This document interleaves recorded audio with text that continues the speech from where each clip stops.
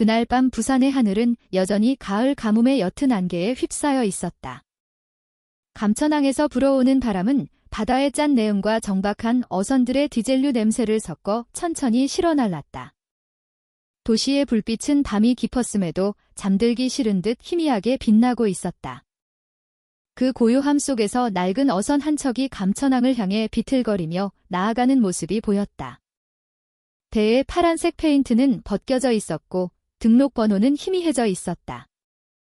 겉보기에는 조업을 마치고 돌아온 다른 어선들과 다를 바 없는 평범한 모습이었다.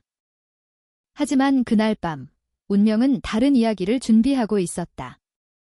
그 배는 어두운 비밀을 품고 있었다. 해양경찰과 경찰 합동순찰팀이 항구 주변 해역에서 정기순찰을 하고 있었다. 한 경관이 천천히 기우뚱거리는 어선을 가리켰다. 그들은 탐조등을 켜고 배에 접근했고 빛은 박종수라는 이름에 마르고 늙은 선장의 얼굴을 비췄다. 박 선장의 얼굴은 창백했다. 밤 공기가 제법 차가웠음에도 그의 관자놀이에는 땀이 흥건했다. 눈빛은 불안했고 경찰의 질문에 답하는 목소리는 더듬거렸다. 그는 상하기 전에 빨리 내려야 할 냉동 생선만 싣고 있다고 말했다. 그의 말은 마치 배를 빨리 통과시켜달라고 애원하는 것처럼 들렸다. 하지만 노련한 경찰들은 무언가 이상하다는 것을 직감했다. 박 선장은 지나치게 초조해 보였다. 선임 경감이 배의 화물칸을 열라고 신호했다. 박 선장은 즉시 공황 상태에 빠졌다. 그는 생선이 썩을 수 있다는 이유를 대며 화물칸을 열지 말아달라고 애원하며 막아서려 했다. 하지만 결정은 이미 내려졌다.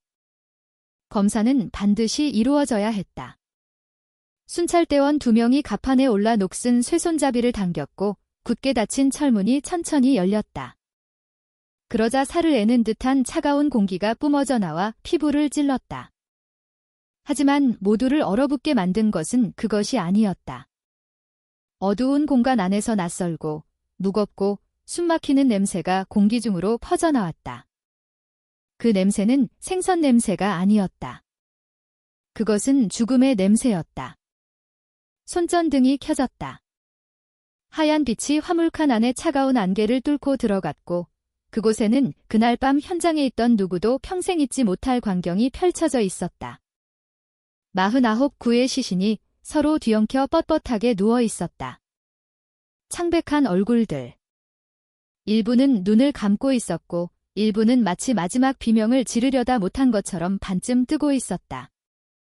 그들의 몸은 깡마른 상태였고 얇은 옷은 추위로 파랗게 변한 피부에 달라붙어 있었다. 몇몇 경찰관은 즉시 입을 막고 구역질을 참았다. 어떤 이는 손을 주체할 수 없이 떨며 뻣뻣하게 서 있었다. 분위기는 순식간에 정적에 휩싸였다. 마치 방금 드러난 비극을 애도하듯 잔잔하게 철썩이는 강물 소리만이 들려왔다. 그날 밤, 감천항은 더 이상 배가 정박하는 곳이 아니었다. 그곳은 한국에서 가장 끔찍한 인신매매 비극 중 하나의 말없는 증인이 되었다. 이것은 더 이상 단순한 정기 순찰이 아니었다. 국경을 넘나드는 범죄 조직을 파헤칠 거대한 수사의 시작이었다. 경찰은 즉시 비상신호를 보내고 배를 정박시켰으며 몇 분 안에 본부로 소식이 전달되었다. 경찰관들의 굳은 얼굴 뒤에는 말로 표현하기 힘든 분노와 슬픔이 서려 있었다. 그들은 누구인가? 어선의 냉동고에 숨막힌 채 누워있는 49개의 영혼들. 그들은 어디에서 왔으며 어떻게 이 죽음의 여정에 휘말리게 되었는가? 그 질문은 부산의 하늘을 뒤덮은 밤안개처럼 무겁게 공중에 떠 있었다. 그 순간에는 아무런 답도 없었다. 항구를 감싼 것은 오직 침묵뿐이었다. 국립과학수사연구원 팀이 즉시 호출되었다. 몇 시간 후 그들은 시신 가방과 장갑, 기록용 카메라를 들고 심각한 표정으로 도착했다. 강에 짠 내음이 배의 화물칸에서 풍겨나오는 날카로운 냄새와 뒤섞였다. 공기는 더욱 무겁게 느껴져 부두에 있는 모든 이들이 숨을 짧게 몰아쉬어야 했다. 시신이 하나씩 꺼내져 부두 바닥에 펼쳐진 하얀 천 위에 눕혀졌다. 49개의 영혼이 이제 숨쉬지 않는 채 조용히 누워 있었다. 그들의 얼굴은 아직 젊었다. 일부는 이제 막 인생을 시작하는 대학생처럼 보였다. 소박한 옷차림, 얇은 티셔츠, 값싼 바지, 낡은 샌들이 그들의 마지막 여정을 증언하고 있었다. 한 법의관이 작은 불빛으로 검사하며 쪼그려 앉았다. 많은 시신이 영양실조의 흔적을 보이며 몹시 말라 있었다. 일부 부위에는 오래된 멍 자국이 있었다. 아마도 구타의 흔적일 것이다. 그의 동료는 조용히 고개를 끄덕였다. 그들은 냉동고의 추위가 단지 마지막이었을 뿐, 그 이전에 이 젊은이들이 오랫동안 고통받았다는 것을 알고 있었다. 카메라 셔터 소리가 정적 속에서 날카롭게 울렸다. 젊은 대원 몇몇은 차마 오래 바라보지 못하고 고개를 돌렸다. 어떤 이는 눈에 고인 눈물을 감추려 조용히 눈가를 훔쳤다. 부두 한쪽 구석에서 최선이라는 이름의 중년 여성이 허둥지둥 달려왔다. 많은 시신이 발견되었다는 소식을 들은 것이다. 눈물이 그렁그렁한 채로 그녀는 하얀 천을 하나씩 바라보았다. 그러다 갑자기 흐느끼기 시작했다. 저 티셔츠. 내 아들 것과 비슷해. 그녀의 목소리는 갈라졌고 몸은 이웃에게 부축을 받으며 휘청거렸다. 확신은 없었지만 한 어머니의 두려움은 그 비통한 분위기를 더하기에 충분했다. 한편 박종수는 쇠의자에 묶인 채 앉아 있었다. 그는 국경 근처의 작은 섬 출신의 늙은 어부였다. 오랫동안 사채빚에 시달려왔다. 70만 원을 받고 냉동 화물을 운반해 달라는 제안을 받았을 때 그는 깊이 생각하지 않았다. 하지만 지금 그의 얼굴은 잿빛이었고 몸은 떨리고 있었다. 나는 몰랐습니다. 맹세코, 저는 그냥 시키는 대로 물건을 운반했을 뿐입니다. 그는 떨리는 목소리로 그렇게 말했다. 하지만 계속해서 흐르는 식은땀과 감히 똑바로 쳐다보지 못하는 눈빛은 그가 무지 이상의 것을 숨기고 있다는 것을 수사관들에게 알려주었다. 그날 밤 감천항은 희미한 노란 불빛이 고요한 강물에 반사되는 야외 영안실로 변해 있었다. 소문이 퍼지면서 도착하기 시작한 가족들의 흐느낌 소리만이 간간히 들려왔다. 그 와중에 작은 발견 하나가 실마리가 되었다. 한 희생자의 주머니에서 수사관이 작은 투명 비닐봉지를 발견했다. 열어보니 라이징 스타 엔터테인먼트 코리아라는 희미한 로고가 찍힌 조악한 고용계약서 한 장이 들어있었다. 내용은 해외에서 가수, 댄서 또는 연예계 종사자로 일하게 해준다는 달콤한 약속으로 가득했다. 높은 급여, 무료 숙소 제공. 하지만 명확한 주소는 없었다. 수사관들은 서로를 쳐다보았다. 이 낡은 종이 한 장이 이 비극의 배후에 누가 있는지를 추적할 유일한 열쇠일지도 몰랐다. 그날 밤 현장에 있던 모두는 한 가지를 알았다. 이 사건은 끝이 아니라 기나긴 여정의 시작이라는 것을. 인신매매라는 어두운 그림자 뒤에 숨겨진 진실을 밝히기 위한 시간과의 싸움. 그리고 이야기는 바로 여기 부산 감천항에서 시작되었다.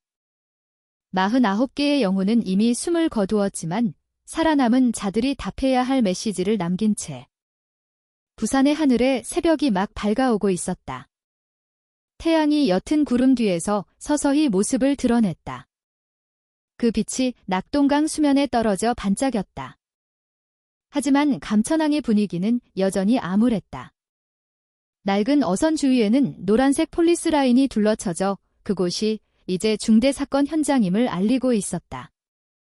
몇몇 경찰관들은 여전히 분주하게 기록하고 있었고 국과수팀은 계속해서 작업했다.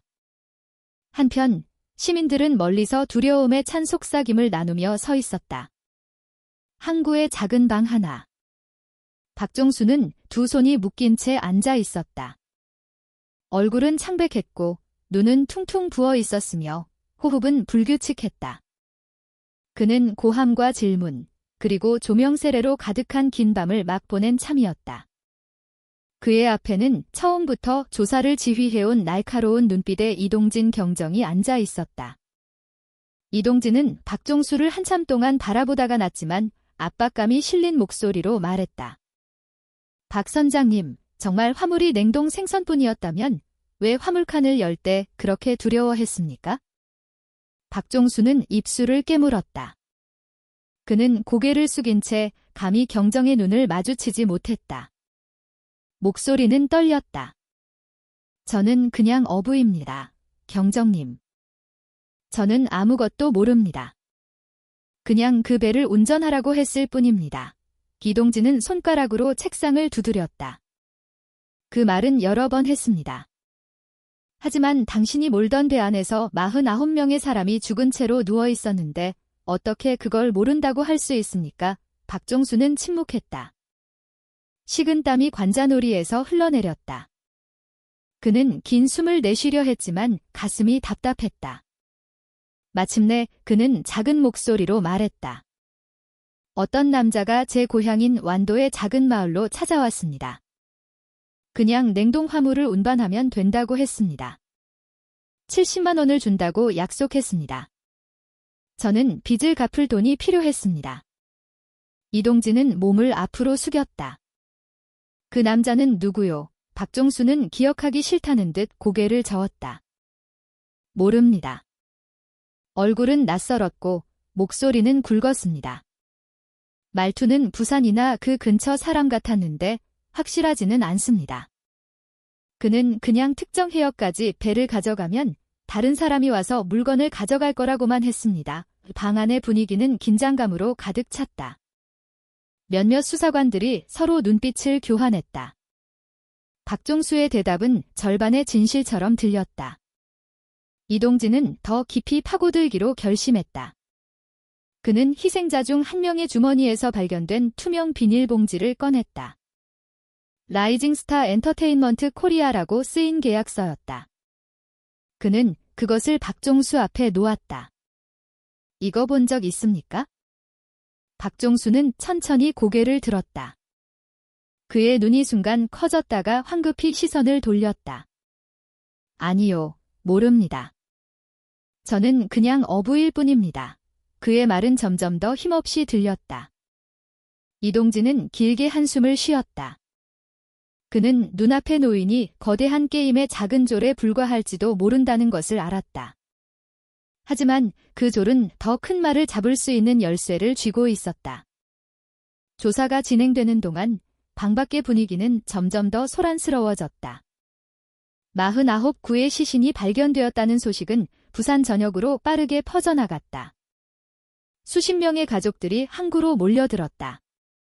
일부는 자식의 사진을 들고 있었고 일부는 단지 소식을 얻으려는 희미한 희망을 품고 찾아왔다. 비명, 울음, 그리고 기도가 한데 뒤섞였다. 경찰들은 진정시키려 애썼지만 불안감을 잠재울 수는 없었다. 군중 속에서 최선희 씨가 창백한 얼굴로 서 있었다. 그녀는 몇 달 전 일본으로 돈 벌러 간다며 떠난 아들 민준의 사진을 꼭 껴안고 있었다. 그 이후로 아들에게서 아무런 소식도 듣지 못했다. 어젯밤 뉴스를 들었을 때 그녀의 심장은 곧장 내려앉았다. 이제 그녀는 시신을 덮고 있는 하얀 천들 사이에 서 있었다. 그녀는 얼굴 덮개를 하나씩 열 때마다 손을 떨었다. 민준이 아닌 얼굴을 볼 때마다 안도하는 동시에 가슴은 더욱 무너져 내렸다. 눈물은 멈추지 않고 흘렀다. 조사실에서 이동진은 다시 박종수를 바라보았다. 그는 다른 접근법을 시도했다. 박 선장님, 저도 어부의 아들입니다. 제 아버지도 평생 이 바다에서 배를 타셨습니다. 삶이 얼마나 고된지 압니다. 하지만 뱃사람으로서 우리는 이상한 점이 있으면 눈을 감아서는 안 된다는 것도 압니다. 지금 말하지 않으면 당신은 그들의 죄에 함께 빠져들게 될 겁니다. 그 말에 박종수는 고개를 더욱 깊이 숙였다. 어깨가 떨렸다. 그는 두 손으로 얼굴을 가렸다. 희미한 흐느낌 소리가 들렸다. 저는 이런 일이 일어날 줄 몰랐습니다. 저는 그냥 빚을 갚고 싶었을 뿐입니다. 화물이 사람일 줄은 상상도 못했습니다. 화물칸 문을 봤을 때 뭔가 이상하다고 의심은 했습니다. 그들이 절대 열어보지 말라고 했습니다. 두려웠습니다. 하지만 거절할 수가 없었습니다. 이동진은 주의 깊게 관찰했다. 그는 박종수가 조금씩 틈을 보이기 시작했다는 것을 알았다. 그는 차분한 목소리로 말을 이었다. 굵은 목소리의 남자가 있었다고 했죠. 잘 기억해보세요. 그가 전화번호나 어떤 표식이라도 줬습니까? 박종수는 입술을 깨물며 열심히 생각했다. 그러다 천천히 고개를 끄덕였다. 그가 제게 작은 종이 쪽지를 줬습니다. 문제가 생기면 그 번호로 연락하라고 했습니다. 하지만 그 종이는 어디로 갔는지 사라졌습니다. 수사관들은 즉시 그 내용을 기록했다. 그들에게 전화번호는 중요한 돌파구가 될 수 있었다. 박종수는 궁지에 몰린 어부처럼 보였지만 그의 작은 증언 하나가 비어있는 점들을 연결할 수 있었다. 밖은 해가 점점 더 높이 떠오르고 있었다. 기자들이 카메라를 들고 몰려들기 시작했다. 그들은 항구의 구석구석을 촬영하려 했다. 경찰들은 상황이 더 혼란스러워지지 않도록 안전선을 설치했다. 하지만 이 모든 소란 속에서 한 가지는 분명했다. 이 사건은 낡은 배를 못 늙은 어부의 이야기가 아니었다. 배후에는 정교한 조직이 움직이고 있었다. 이동진 경정은 서류를 잠시 덮고 일어섰다. 그는 여전히 흐느끼는 박종수를 바라보았다. 잠시 쉬겠습니다. 하지만 기억하십시오. 당신의 작은 기억 하나가 다른 사람의 목숨을 구할 수 있습니다. 만약 당신이 정말 아무것도 모르는 어부라면 우리를 도와서 그것을 증명하십시오. 박종수는 그저 고개를 숙였다. 눈물이 바닥으로 떨어졌다. 그날 부산은 더 이상 예전과 같지 않았다. 평소 어부들의 웃음소리로 활기찼던 감천항은 이제 슬픔과 의문으로 가득한 장소가 되었다. 49구의 시신은 신원 확인을 기다리고 있었고 가족들은 소식을 기다렸으며 경찰은 거대한 수사의 문을 열 준비를 하고 있었다. 그 방에서 이동진 경정은 이것이 그들의 용기와 마음, 그리고 인간성을 시험할 기나긴 여정의 시작임을 깨달았다. 낡은 어선의 화물칸이 마침내 활짝 열렸을 때 짙은 안개는 여전히 낙동강 위에 걸려 있었다. 지독한 냄새가 갑판에 있던 모든 사람들을 즉시 덮쳤다. 그 냄새는 코를 찌를 듯 강렬했고 속을 메스껍게 하고 가슴을 답답하게 만들었다. 한 젊은 경찰관은 반사적으로 두 손으로 입을 막았고 다른 이들은 창백한 얼굴로 몇 걸음 뒤로 물러섰다. 그들은 자신들이 보게 될 것이 평범한 광경이 아님을 알고 있었다. 손전등이 켜졌다. 하얀 빛이 화물칸 안의 어둠을 꿰뚫었고 그곳에는 시간이 멈춘 듯한 현실이 펼쳐져 있었다. 49구의 시신이 마치 생명 없는 물건처럼 서로 뒤엉켜 뻣뻣하게 누워 있었다. 어떤 이는 눈을 반쯤 뜬 채 누워 있었고 어떤 이는 마지막 숨을 거두는 순간까지 버티려는 듯 손을 꽉 쥔 채 웅크리고 있었다. 시신들은 깡말랐고 피부는 파랗게 질려 있었으며 얇은 옷은 몸에 달라붙어 있었다. 생명의 흔적은 없었고 오직 무거운 정적만이 감돌았다. 처음 손전등을 비춘 선임 경찰관은 그저 뻣뻣하게 서 있을 수밖에 없었다. 그의 손은 떨렸고 숨은 가빴으며 눈은 믿을 수 없다는 듯 크게 뜨여 있었다. 바다에서 보낸 긴 경력 동안 그는 익사한 시신을 여러 번 보았다. 하지만 이것은 달랐다. 수가 너무 많았고 모두가 너무 젊었다. 그는 잠시 눈을 감고 감정을 억누르려 했지만 나지막한 신음이 그의 입술 사이로 새어나왔다. 세상에. 부두에서는 소문이 빠르게 퍼져나갔다. 소식을 들은 일부 주민들이 멀리서 모여들었다. 접근은 허용되지 않았지만 속삭임은 이미 퍼지고 있었다. 그 배는 생선이 아니라 사람을 싣고 있었다고. 이제는 숨 쉬지 않는 사람들.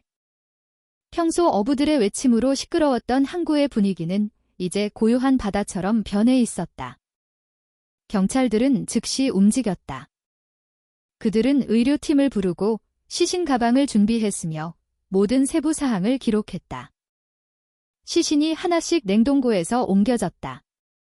그 움직임은 마치 그들이 아직 살아있어 존중받아야 하는 것처럼 매우 조심스럽게 이루어졌다.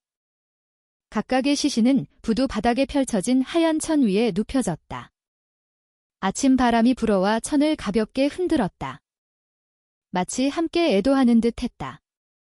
노란 등불 아래 젊은 얼굴들이 드러났다. 막 고등학교를 졸업한 10대처럼 보이는 이도 있었고, 이제 막 미래를 향해 나아가던 대학생처럼 보이는 이도 있었다. 일부는 색이 바랜 그림이 그려진 얇은 티셔츠를 입고 있었고, 일부는 슬리퍼만 신고 있었다. 그 광경은 보는 이의 가슴을 답답하게 만들었다. 그들은 단순한 숫자가 아니었다. 그들은 꿈을 가진 자식이었고, 형제였으며 친구였다. 팀에 합류한 법의관이 첫 번째 시신을 검사하기 위해 쪼그려 앉았다. 그의 손에는 라텍스 장갑이 끼워져 있었다. 그는 작은 불빛을 희생자의 얼굴에 비췄다. 많은 이들이 심각한 영양실조의 흔적을 보였다. 광대뼈는 튀어나왔고 배는 움푹 꺼져 있었으며 피부는 멍으로 가득했다. 일부 상처는 오래된 것처럼 보였다. 아마도 구타나 가혹 행위의 결과일 것이다. 법의관은 동료에게 조용히 속삭였다. 그들은 냉동고에서 죽기 훨씬 전부터 고문당했어. 그 말은 수사관들의 마음에 무거운 망치처럼 내리꽂혔다. 카메라 셔터 소리가 반복해서 울렸다. 모든 시신이 촬영되었고 모든 세부 사항이 기록되었다. 신원 확인을 위해 각 시신의 번호가 부여되었다. 하지만 그 과정 뒤에서 많은 이들의 눈은 눈물을 참느라 붉어져 있었다. 한 젊은 경찰관은 집에 있는 자신의 동생과 동갑으로 보이는 희생자를 보고 조용히 뺨을 닦았다. 부두 한쪽에서 최선희 씨는 여전히 떨리는 몸으로 서 있었다. 그녀는 밖으로 옮겨지는 모든 시신을 떨리는 마음으로 바라보았다. 낡은 하늘색 티셔츠를 보았을 때 그녀는 큰 소리로 흐느꼈다. 그것은 그녀의 아들 민준이 자주 입던 옷과 비슷했다. 울음이 터져나왔고 몸이 휘청거렸다. 함께 온 이웃이 황급히 그녀를 부축했다. 그것이 그녀의 아들이라는 확신은 없었지만 한 어머니의 두려움은 그녀의 강인함을 무너뜨리기에 충분했다. 대가판에서 박종수는 고개를 숙인 채 앉아 있었다. 손은 묶여 있었고 몸은 심하게 떨리고 있었다. 멀리서 희생자 가족들의 울음소리, 카메라 셔터 소리, 그리고 바쁘게 움직이는 경찰관들의 외침이 들려왔다.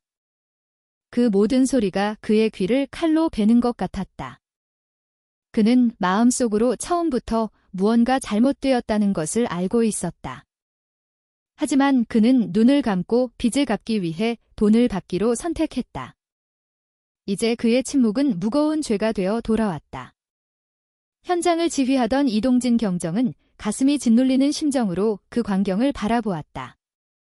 그는 49명의 젊은 시신을 덮고 있는 하얀 천들 사이에 서 있었다. 아침 바람이 그의 얼굴을 스치며 강에 짠 내음과 죽음의 냄새를 섞어 날랐다.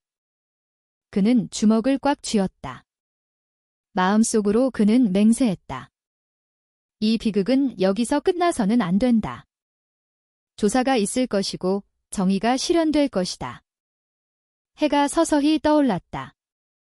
그 빛이 이제 야외 영안실로 변한 부두를 비췄다. 수십 명의 사람들이 침묵 속에 서 있었다.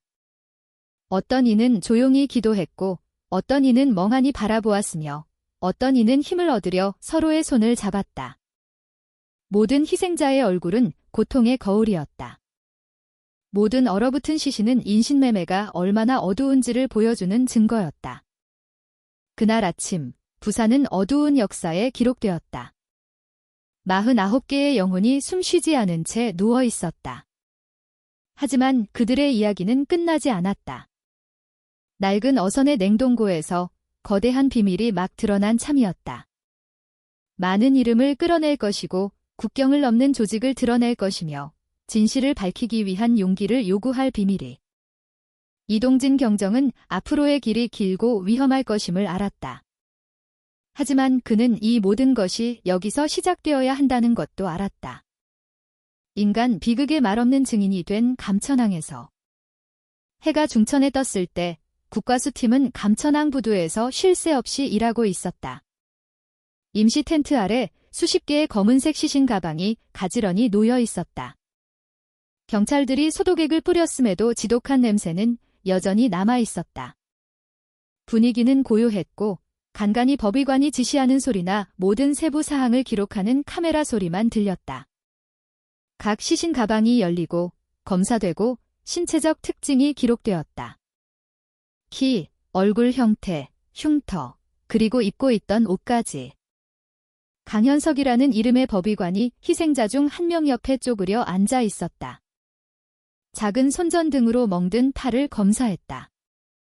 이건 새로운 상처가 아니야, 그는 나지막이 말했다. 반복적으로 맞은 것처럼 멍이 오래됐어. 그의 동료는 침울한 얼굴로 고개를 끄덕였다. 그들은 단지 얼어 죽은 게 아니야? 냉동고에 들어가기 전부터 고문당했어. 그 마른 분위기를 더욱 무겁게 만들었다. 몇몇 젊은 경찰관들은 차마 더 이상 보지 못하고 고개를 돌렸다. 어떤 이는 얼굴을 돌렸고 어떤 이는 조용히 눈가를 훔쳤다. 그들은 임무가 냉철함을 요구한다는 것을 알았지만 인간의 마음은 거짓말을 할 수 없었다. 이제는 굳어버린 젊은 얼굴들을 바라보며 누구라도 비통함을 느낄 것이다. 부두 다른 쪽에서는 희생자 가족들이 도착하기 시작했다. 그들은 사진, 신분증, 심지어 사랑하는 사람이 입었던 옷까지 가져왔다. 불안한 얼굴로 그들은 차례를 기다리며 쓰라릴지라도 확실한 소식이 있기를 바랐다. 몇몇 구석에서 울음이 터져나왔다. 한 아버지는 딸이 항상 차고 다니던 팔찌를 보고 주저앉았다. 한 어머니는 아들의 낡은 청바지를 알아보고 히스테릭하게 비명을 질렀다. 그들 중에는 최선희 씨도 있었다. 그 중년 여성은 휘청거리는 몸으로 서 있었다. 그녀의 손에는 몇 달 전 일본으로 떠난 아들 민준의 사진이 들려 있었다. 민준은 식당에서 일하며 가족을 돕기 위해 돈을 보내겠다고 약속하며 집을 떠났다. 하지만 그 이후로 소식이 없었다. 전화는 연결되지 않았고 메시지에는 답장이 없었다. 어머니의 마음은 무언가 잘못되었다고 느끼고 있었다. 그리고 이제 49구의 시신에 대한 소식은 최선희 씨의 세상을 무너뜨렸다. 떨리는 걸음으로 그녀는 시신을 덮고 있는 하얀 천줄에 다가갔다. 법의관은 가족들이 한 명씩 보도록 허락했다. 첫 번째 천이 열렸을 때 최선희 씨는 입을 막았다. 눈물이 왈칵 쏟아졌다. 민준이 아니었다. 두 번째 천이 열리고 그리고 세 번째. 그녀의 가슴은 더욱 무너져 내렸다. 네 번째 천에 이르렀을 때 그녀의 눈은 한 곳에 고정되었다. 색이 바랜 그림이 그려진 낡은 하늘색 티셔츠가 선명하게 보였다. 그것은 민준이 집에서 아버지를 도울 때 자주 입던 옷이었다. 최선희 씨의 울음이 터져나왔고 그녀의 몸은 휘청거리며 거의 쓰러질 뻔했다. 이웃이 황급히 그녀를 부축했다. 내 아들이야, 그녀는 쉰 목소리로 외쳤다. 민준이야, 경찰이 그녀를 진정시키려 했고 공식적인 신원 확인 결과를 기다려달라고 요청했다. 하지만 어머니의 눈물은 막을 수 없었다. 그녀에게는 그 낡은 티셔츠만으로도 상실을 확인하기에 충분했다. 멀지 않은 곳에 있던 이동진 경정이 즉시 다가왔다.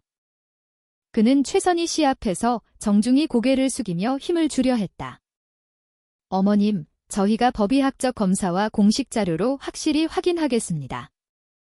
마음 굳게 먹으십시오. 이동진의 목소리는 부드러웠지만 그의 눈에도 눈물이 고여 있었다. 그는 자식을 잃은 고통이 말로 위로될 수 있는 것이 아님을 알고 있었다.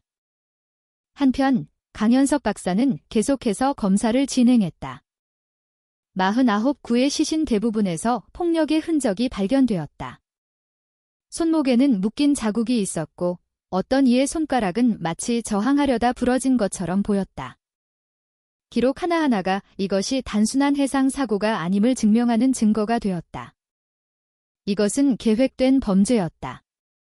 소식은 도시 전체로 더욱 빠르게 퍼져나갔다. 기자들이 항구를 가득 메웠다. 텔레비전 카메라가 모든 구석을 비췄다. 마이크는 우는 희생자 가족들에게 향했다. 하지만 경찰들은 즉시 접근을 막고 신원 확인 절차를 위한 공간을 확보했다. 그들은 이 비극이 구경거리가 되어서는 안 된다는 것을 알았다. 부두에서 멀지 않은 작은 방에서 박종수는 여전히 침울한 얼굴로 앉아 있었다. 창문 너머로 희생자 가족들의 울음소리와 비명이 들려왔다. 그의 가슴은 더욱 무너져 내렸다. 그는 화물을 운반하라는 제안을 수락한 자신의 결정이 이제 그를 죄의 나락으로 끌어내렸다는 것을 잘 알고 있었다. 그의 머릿속에는 오직 한 가지 영상만이 떠올랐다. 그가 몰던 배에서 죽어간 젊은이들의 얼굴. 저녁이 다가오고 있었다. 해는 서서히 지고 부산의 하늘은 주황색으로 변했다. 하지만 부두의 분위기는 여전히 어두웠다. 49개의 시신 가방은 병원으로 옮겨질 차례를 기다리며 여전히 가지런히 놓여 있었다. 희생자 가족 일부는 확답을 받기 전까지는 집에 돌아가기를 거부하며 여전히 버티고 있었다. 경찰들은 교대로 경비를 서며 절차가 질서정연하게 진행되도록 했다. 이동진 경정은 부두 끝에 서서 작게 물결치는 강물을 바라보았다. 저녁 바람은 아직 남아있는 죽음의 냄새와 섞인 짠 내음을 실어날랐다. 그는 긴 숨을 내쉬었다. 마음속으로 그는 속삭였다. 이것은 단순한 비극이 아니다. 이것은 소명이다. 파헤쳐야 할 어두운 조직이 있다. 너무 늦기 전에 구해야 할 생명들이 있다. 그날 밤, 항구의 불빛이 여전히 슬픔으로 가득한 임시 텐트를 비췄다. 부산은 깊은 슬픔의 증인이 되었다. 그리고 바로 여기서부터 거대한 수사가 시작될 것이었다. 수사관들은 굳게 누워있는 모든 시신 뒤에 밝혀져야 할 이야기가 있고 세워져야 할 정의가 있다는 것을 알고 있었다. 부산의 밤이 천천히 내려앉았다. 항구의 불빛이 잔잔하게 물결치는 낙동강 수면에 반사되었다. 하지만 조사실 안의 분위기는 전혀 평온하지 않았다. 그곳에는 박종수가 손이 묶인 채 지친 얼굴과 퉁퉁 부은 눈으로 앉아 있었다. 그는 길고 긴 하루를 보냈다. 질문과 압박으로 가득 찬 하루였다. 이동진 경정이 그의 앞에 앉아 늙은 어부의 얼굴을 뚫어지게 쳐다보았다. 이동진은 단지 빛에 쪼들린 한 남자를 보는 것이 아니었다. 그는 말하는 것보다 더 많은 것을 알고 있는 사람을 보고 있었다. 그는 앞에 놓인 서류를 펼치고 투명 비닐봉지에 든 종이 한 장을 책상 위에 올려놓았다. 이것이 희생자 중 한 명의 주머니에서 발견된 것입니다. 박종수는 고개를 돌렸고 그의 눈은 즉시 커졌다. 비닐봉지 안에는 조악한 고용계약서가 들어있었다. 종이는 낡았고 잉크는 희미했으며 라이징스타 엔터테인먼트 코리아라는 로고가 찍혀 있었다. 약속은 분명했다. 높은 급여, 무료 숙소, 해외에서 가수와 댄서로 일할 기회. 하지만 주소도 명확한 사무실도 없었고 위조된 것으로 보이는 희미한 서명만 있었다. 박종수는 고개를 숙였고 입술이 떨렸다. 그는 입을 열려 했지만 한숨만 나왔다. 이동진은 몸을 가까이 하며 단호하지만 낮은 목소리로 말했다. 당신은 단지 화물을 운반하라고 지시받았다고 주장했습니다. 하지만 이걸 보십시오, 박 선장님. 이 사람들은 생선이 아닙니다. 그들은 거짓 약속에 속아 넘어간 사람들입니다. 당신이 주모자는 아닐지 몰라도 49명의 목숨을 앗아간 사슬의 일부입니다. 눈물이 박종수의 뺨을 타고 흘러내렸다. 저는 몰랐습니다, 경정님. 정말 몰랐습니다. 저는 그냥 일자리를 제안받았을 뿐입니다. 화물이 정말 냉동 생선인 줄 알았습니다. 돈이 필요했습니다. 빚이 쌓여 있었습니다. 제 아내와 아이들이 먹고 살아야 했습니다. 그의 목소리는 절망감에 차 갈라졌다. 이동진은 그를 오랫동안 쳐다보다가 책상 위에 손을 올려놓았다. 박 선장님, 저는 당신이 이 일의 배후는 아니라고 믿습니다. 하지만 당신은 무언가를 알고 있습니다. 당신에게 이 일을 시킨 사람은 분명 조직의 일부일 겁니다. 그는 누굽니까? 이름, 번호, 얼굴, 뭐든지요. 박종수는 고개를 저었고 얼굴이 굳어졌다. 그는 눈을 꼭 감았다. 이름은 모릅니다. 그는 밤늦게 완도에 있는 제 마을로 찾아왔습니다. 그는 잠깐이면 된다. 국경 근처까지 화물만 운반하면 된다. 다른 배가 와서 인수할 것이다라고 말했습니다. 선금을 받았습니다. 거절하기가 너무 두려웠습니다. 이동진은 책상 아래에서 주먹을 꽉 쥐었다. 그는 박종수가 여전히 무언가를 숨기고 있다는 것을 알았지만 너무 강하게 압박하면 노인이 입을 닫아버릴 수도 있었다. 그는 다른 수사관에게 잠시 멈추라는 신호를 보냈다. 한편 국과수 부검실에서 강현석 박사와 그의 팀은 여전히 시신을 검사하고 있었다. 그들은 또 다른 시신에서 무언가를 발견했다. 이번에는 계약서뿐만 아니라 손으로 쓴 전화번호가 적힌 작은 메모였다. 그 번호는 희생자가 급하게 보관한 것처럼 여러 번 그어져 있었다. 그 발견물은 즉시 이동진의 방으로 옮겨졌다. 메모를 보자마자 박종수의 눈이 불안하게 움직였다. 이동진은 그 반응을 포착했다. 그럼 이 번호를 아시는군요. 박종수는 두 손으로 얼굴을 가렸다. 그의 울음이 터져나왔다. 그는 작은 목소리로 속삭였다. 네, 그게 저에게 주어졌던 번호입니다. 저에게 배를 몰라고 시킨 남자의 번호입니다. 방은 고요해졌다. 수사관들은 서로를 쳐다보았다. 전화번호는 문이었다. 거기서부터 이 조직의 배후에 실제로 누가 서 있는지를 추적할 수 있었다. 이동진은 메모를 집어들고 단호하게 말했다. 좋습니다. 박 선장님. 만약 당신의 실수를 만회하고 싶다면 협조해야 합니다. 이 번호는 우리가 추적할 것입니다. 하지만 기억하십시오. 당신이 숨기는 매 순간마다 더 많은 다른 생명들이 사라질 수 있습니다. 박종수는 천천히 고개를 끄덕였다. 그의 얼굴은 여전히 눈물로 가득했지만 그는 돌아갈 길이 이미 막혔다는 것을 알았다. 남은 것은 그가 저지른 큰 실수 중 일부를 바로잡을 작은 기회뿐이었다. 방 밖의 부두 분위기는 여전히 암울했다. 희생자 가족들은 여전히 신원 확인 소식을 기다리고 있었다. 임시 텐트는 울음, 기도, 그리고 절망적인 얼굴들로 가득했다. 최선희 씨는 여전히 나무 의자에 앉아 아들의 사진을 꼭 껴안고 있었다. 그녀의 눈은 하루 종일 울어서 부어 있었다. 그녀는 아직 확답을 받지 못했지만 그녀의 마음은 이미 민준이 결코 돌아오지 않을 것임을 알고 있었다. 그날 밤 긴급 보고서가 즉시 작성되었다. 그 안에는 초기 법의학적 결과, 가짜 라이징 스타 엔터테인먼트 코리아 계약서 발견, 그리고 박종수의 중요한 진술이 기록되었다. 모든 보고서는 서울의 경찰청 본부로 직접 전송되었다. 이동진 경정은 부두 끝에 서서 어두운 강을 바라보았다. 도시의 불빛이 멀리서 반짝였지만 그의 마음은 여전히 무거웠다. 그는 오늘 밤이 단지 시작에 불과하다는 것을 알았다.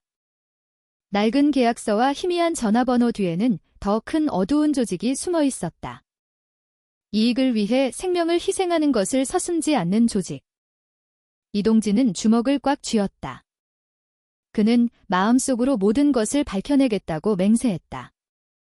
목숨을 걸어서라도. 부산에서 온 긴급 보고서는 새벽녘에 서울에 도착했다. 경찰청 대회의실 프로젝터 화면에는 감천항에서 찍힌 끔찍한 사진들이 비춰지고 있었다. 수십 구의 젊은 시신이 뻣뻣하게 누워 있었다. 일부는 소박한 옷을 입고 있었고 일부는 얇은 슬리퍼만 신고 있었다. 시신 사진 옆에는 라이징 스타 엔터테인먼트 코리아라고 쓰인 낡은 계약서도 함께 보였다. 회의실은 긴장된 표정의 고위 간부들로 가득 찼다. 분위기는 고요했고 냉방기 팬 소리만 들렸다. 이동진 경정은 잠을 설쳐 붉어진 눈으로 회의실 앞에 섰다. 그는 참석자들을 한 명씩 바라보며 무거운 목소리로 말했다. 동료 여러분, 이것은 단순한 해상 사고가 아닙니다. 이것은 정교하고 잔인하게 활동하는 인신매매 조직이 있다는 명백한 증거입니다. 49명의 젊은 영혼이 배에서 얼어 죽었습니다. 그들을 숫자로 취급해서는 안 됩니다. 그들은 정의를 받아야 합니다. 이동진의 말이 울려 퍼졌다. 간부들은 침울한 표정으로 서로를 쳐다보았다. 이동진은 희생자의 주머니에서 발견된 낡은 계약서를 들어 올렸다. 이걸 보십시오. 해외 취업, 높은 급여, 무료 숙소 제공을 약속했지만 명확한 주소는 없습니다. 오직 유령 회사의 이름뿐입니다. 라이징 스타 엔터테인먼트 코리아. 여기서부터 우리는 시작합니다. 그 후 그는 지시를 내렸다. 첫째, 가족들이 불확실성 속에서 기다리지 않도록 모든 희생자의 신원을 최대한 빨리 확인해야 한다. 둘째, 박종수의 진술을 더 깊이 파고들어야 한다.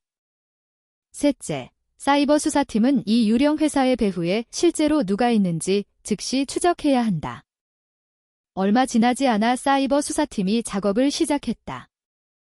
모니터로 가득 찬 방에서 젊은 분석가들이 의심스러운 코드와 웹사이트들을 주시했다. 화면에는 화려한 디자인의 구인 광고가 나타났다. 일본에서의 쉬운 일, 높은 급여, 무료 숙소. 잠재적 희생자들을 유혹하기 위해 화려한 사진들이 게시되어 있었다. 일반인의 눈에는 그 광고가 설득력 있게 보였다. 하지만 사이버 수사팀에게 이 모든 것은 더디였다. 그들은 사이트의 배후 코드를 추적했다. 일련의 IP 주소가 나타났다. 거짓말을 할 수 없는 디지털 흔적이었다. 일부 게시물은 실제로 일본을 포함한 해외에서 온 것이었다. 하지만 등골을 오싹하게 만드는 또 다른 패턴이 있었다. 일부 IP 주소가 부산과 경남 지역에서 온 것으로 밝혀졌다. 이는 이 조직이 해외에서만 활동하는 것이 아니라 이미 국내에 뿌리를 내렸다는 것을 의미했다. 김민수라는 이름의 분석가가 조용히 중얼거렸다. 그럼 그들은 멀리서 속이는 것뿐만 아니라 국내에 사람을 두고 마을에서 직접 모집하고 있었던 거야. 그의 말에 방 안의 긴장감은 더욱 고조되었다. 모두가 경상도 지역에서 온 IP 주소 목록을 보여주는 화면을 쳐다보았다. 이동진은 줄곧 지켜보다가 책상에 손가락을 두드렸다. 만약 그들이 정말 부산과 경남에 자리 잡았다면 시간이 많지 않습니다. 매일 새로운 희생자가 생길 수 있습니다. 신속하게 움직여야 합니다. 사이버 수사팀이 추적을 계속하는 동안 현장 수사관들은 자금이체 흔적을 조사하기 시작했다. 희생자의 계좌에서 몇 가지 의심스러운 거래가 나타났다. 부산에 있는 개인 명의의 계좌로 입금된 후 김해를 거쳐 결국 일본 후쿠오카의 한 계좌로 들어갔다. 자금 흐름은 추적하기 어려운 여러 갈래의 강처럼 겹겹이 쌓여 있었다. 하지만 조금씩 얽힌 실타래가 풀리기 시작했다. 회의실 밖의 서울은 평범해 보였다.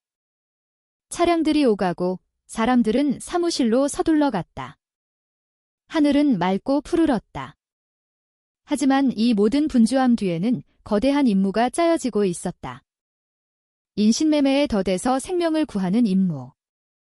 이동진은 회의실 구석 의자에 잠시 앉았다.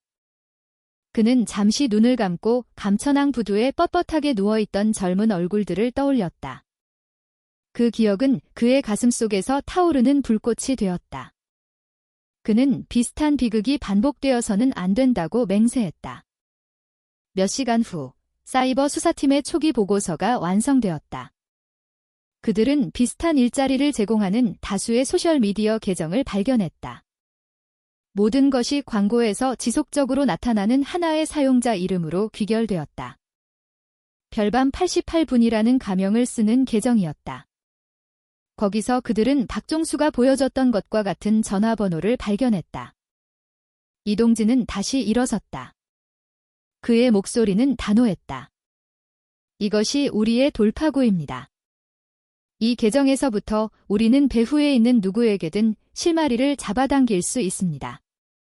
그들을 찾을 때까지 멈추지 않을 것입니다. 그날 공식적인 수사가 시작되었다. 감천항 사건은 더 이상 지역 뉴스가 아니었다. 그것은 국가적 규모의 대규모 작전이 되었다. 49구의 시신을 싣고 온 낡은 배 한 척에서부터 이제 국경을 넘고 위험으로 가득 찬 더 넓은 어두운 조직으로 가는 길이 열렸다. 이동진은 앞길이 길고 장애물이 있을 것이며 입을 다물려는 사람들이 있을 것임을 알았다. 하지만 그는 한 가지를 더 알았다. 소식을 기다리며 우는 가족이 있는 한, 신디케이트의 손에 꿈이 짓밟히는 젊은이가 있는 한, 그는 멈출 수 없었다. 그날 밤 그는 경찰청 건물의 발코니에 서서 화려한 서울을 내려다보았다. 마음속으로 그는 속삭였다. 이것이 내가 이겨야 할 전쟁이다. 서울에서 대규모 회의가 열린 지 며칠 후 부산에서 놀라운 소식이 전해졌다. 창백한 얼굴과 비틀거리는 걸음걸이의 마른 청년이 지역 경찰서로 들어왔다. 그의 옷은 구겨졌고 눈은 공허했으며 머리는 헝클어져 있었다. 그는 마치 길고 긴 악몽에서 막 도망친 것처럼 지쳐 보였다. 그를 맞이한 경찰관은 처음에 그를 노숙자라고 생각했다. 하지만 청년이 자신의 이름을 말하자 방 안의 모든 사람들이 침묵했다. 저는 강지훈입니다. 그는 떨리는 목소리로 말했다. 저는 그들의 손에 있었습니다. 저는 탈출했습니다. 소식은 즉시 서울로 전달되었다. 이동진 경정은 즉시 부산으로 다시 날아갔다. 살아있는 증인은 그들이 그토록 기다려온 것이었다. 디지털 증거, 가짜 계약서, 그리고 박종수의 진술은 이미 충분히 강력했다. 하지만 신디케이트 내부에 있었던 사람의 증언은 더 명확한 길을 열어줄 것이었다. 엄격하게 경비되는 특별실에서 강지훈은 2명의 수사관과 트라우마 상담사와 함께 앉아 있었다. 그의 얼굴은 지쳤고 눈은 붉었으며 목소리는 끊어졌다. 그가 말을 하려고 할 때마다 마치 입에서 나오는 모든 단어가 그가 겪었던 고통을 되살리는 것 같았다. 그는 자신의 여정의 시작을 이야기했다. 몇 달 전, 그는 지인으로부터 일자리 제안을 받았다. 일본에서 가수로 일할 자리가 있다는 것이었다. 높은 급여, 식사와 숙소 제공. 부산 변두리의 가난한 가정 출신인 강지훈은 유혹에 넘어갔다. 그는 오랫동안 홀로 지내온 어머니를 도울 수 있을 것이라고 상상했다. 그 돈으로 그는 거의 무너져가는 목조주택을 수리하고 싶었다. 하지만 부산에 도착하자마자 모든 약속은 사라졌다. 공식적인 회사로 안내되는 대신 강지훈은 도시 변두리의 작은 집으로 끌려갔다. 수십 명의 다른 사람들과 함께 그는 갇혔다. 문은 밖에서 잠겼다. 밤에는 그들이 몰래 작은 배로 옮겨졌다. 거기서 그들은 후쿠오카로 건너가 갇혔다. 강지훈의 목소리는 후쿠오카에서 갇혀있던 건물을 묘사할 때 떨렸다. 창문이 굳게 닫힌 낡은 창고, 주위를 둘러싼 철조망, 그리고 항상 잠겨있는 철문. 안에는 수십 명의 사람들이 좁은 방에 빽빽하게 갇혀 있었다. 그들은 컴퓨터와 전화기 앞에 몇 시간씩 앉아 온라인 사기, 보이스피싱을 하도록 강요당했다. 거부하면 맞았고 아프면 약을 주지 않았다. 그는 같은 방 친구의 이름을 말하며 눈물을 흘렸다. 저는 서구 형이 며칠 동안 고열에 시달리는 것을 보았습니다. 우리는 약을 달라고 애원했지만 그들은 그저 웃기만 했습니다. 그러던 어느 날 아침, 서구 형은 일어나지 않았습니다. 그의 몸은 끌려나갔고 저는 그를 다시는 보지 못했습니다. 조사실은 고요해졌다. 몇몇 수사관들은 감정을 억누르며 고개를 숙였다. 이동진 경정은 책상 아래에서 주먹을 꽉 쥐었다. 그의 가슴 속에서 분노가 치밀어 올랐다. 하지만 그는 목소리를 차분하게 유지했다. 지훈 씨, 어떻게 거기서 나올 수 있었습니까? 강지훈은 긴 숨을 내쉬었다. 어느 날 밤, 몇몇 경비원들이 술에 취했습니다. 그들은 앞초소에서 잠이 들었습니다. 저는 뒤쪽 철조망에 작은 틈이 있는 것을 보았습니다. 온 힘을 다해 기어 나왔습니다. 손은 다쳤고 발에서는 피가 났습니다. 하지만 저는 멈추지 않았습니다. 저는 덤불 속으로 달려가 새벽까지 숨어 있었습니다. 그리고 저를 부산으로 데려다줄 어선을 얻어 탔습니다. 그가 입고 있던 낡은 재킷에서 강지훈은 낡은 종이 한 장을 꺼냈다. 그 종이는 연필로 그린 희미하고 거친 스케치로 가득했다. 이것은 제 기억을 바탕으로 그린 것입니다. 그가 말했다. 종이 위에는 좁은 방, 경비실, 정문, 심지어 근처에 낡은 정비소까지 그려진 간단한 약도가 있었다. 그는 모든 것을 명확하게 기억하지는 못했지만 방향을 제시하기에는 충분했다. 더 놀라운 것은 종이 위쪽에 강지훈이 2개의 이름을 썼다는 것이다. 저는 경비원들이 이 이름들을 언급하는 것을 자주 들었습니다. 그가 설명했다. 첫 번째는 백철민. 한국계 중국인이라고 했다. 키가 크고 말랐으며 눈이 차가웠다. 그는 자주 우리를 감시하라는 명령을 받았다. 두 번째는 야마모토. 모두가 그를 회장님이라고 불렀다. 저는 그를 직접 본 적은 없고 목소리만 들었습니다. 하지만 그의 이름이 언급될 때마다 모두가 두려워했습니다. 그 증언에 방 안이 술렁였다. 수사관들은 서로를 쳐다보았다. 백철민과 야마모토라는 이름은 이제 단순한 소문이 아니라 살아있는 증인의 증언이 되었다. 이동진은 책상 위에 놓인 거친 지도를 응시했다. 그의 눈이 가늘어졌고 턱이 굳어졌다. 이것은 단순한 이야기가 아니었다. 우리에게는 살아있는 증인이 있고 방향이 있었다. 하지만 그 이상으로 강지훈은 작은 목소리로 덧붙였다. 아직 그곳에 많은 사람들이 있습니다. 경정님. 그들은 기다리고 있습니다. 만약 늦으면 그들은 서구 형과 같은 운명이 될 것입니다. 그의 목소리는 갈라졌고 몸은 떨렸으며 눈물은 다시 흘러내렸다. 이동진 경정은 그를 오랫동안 바라보았다. 그는 마음속으로 이것이 단지 조직을 파헤치는 문제가 아니라 아직 갇혀있는 생명을 구하는 문제라는 것을 알았다. 그날 밤 새로운 결의가 다져졌다. 이 수사는 단지 증거에서 멈춰서는 안 되었다. 그것은 구출 작전이 되어야 했다. 그날 밤 부산경찰청 회의실의 공기는 무거웠다. 커다란 지도가 테이블 위에 펼쳐져 있었다. 감천항에서 후쿠오카로 이어지는 해로가 표시되어 있었다. 그 옆에는 강지훈이 갇혀있던 창고의 약도를 그린 손그림이 놓여 있었다. 모든 수사관들이 심각한 표정으로 바라보았다. 이동진 경정은 앞에 서 있었다. 그의 손은 테이블에 얹어 있었다. 그는 단호하게 말했다. 우리는 추가 증거를 기다릴 수만은 없습니다. 매 시간마다 새로운 희생자가 그들의 손에 넘어갈 가능성이 있습니다. 우리는 조직에 침투할 수 있는 입구가 필요합니다. 모든 시선이 한 이름에 집중되었다. 조태식. 온라인 광고와 강지훈의 증언에서 언급된 부산의 현지 모집책이었다. 문제는 조태식이 교활하기로 유명하다는 것이었다. 그는 희생자들과 직접 만나는 일이 드물었다. 보통 전화나 문자 메시지로만 연락했다. 그에게 접근하려면 특별한 방법이 필요했다. 한 젊은 수사관이 손을 들었다. 미끼가 필요합니다. 구직자로 위장할 수 있는 사람이요. 방은 잠시 조용해졌다. 그때 한 젊은 여성이 일어섰다. 머리는 소박하게 묶었고 얼굴은 차분했으며 눈빛은 단호했다. 그녀는 위장 작전 경험이 풍부한 특수부대 소속의 한서연 경장이었다.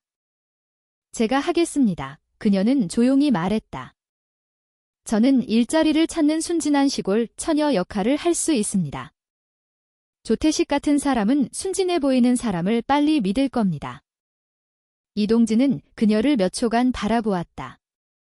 위험을 알고 있겠지, 한 경장.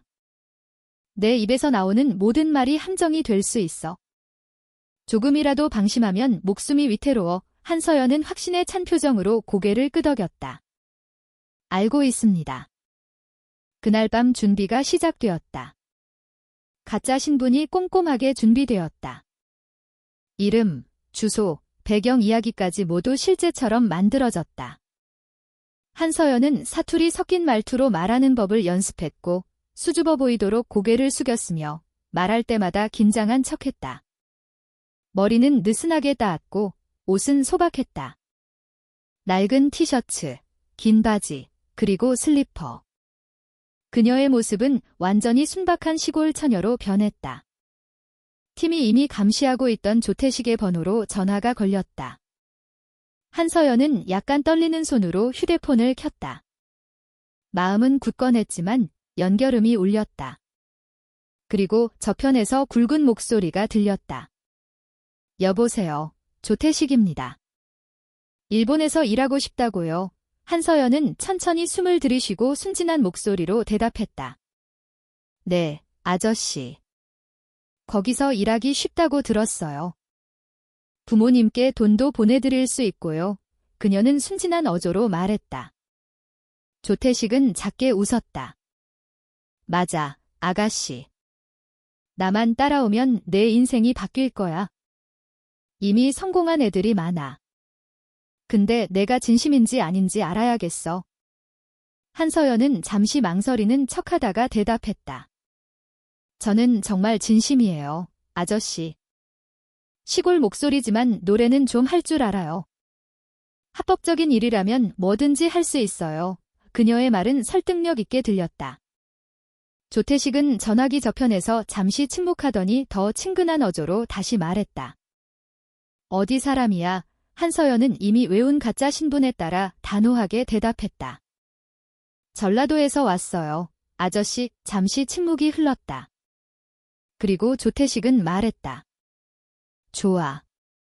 내일 오후에 서면 근처 작은 다방에서 만나자. 혼자 와. 아무도 데려오지 마. 그 대화는 관제실에서 듣고 있던 수사팀에 의해 온전히 녹음되었다.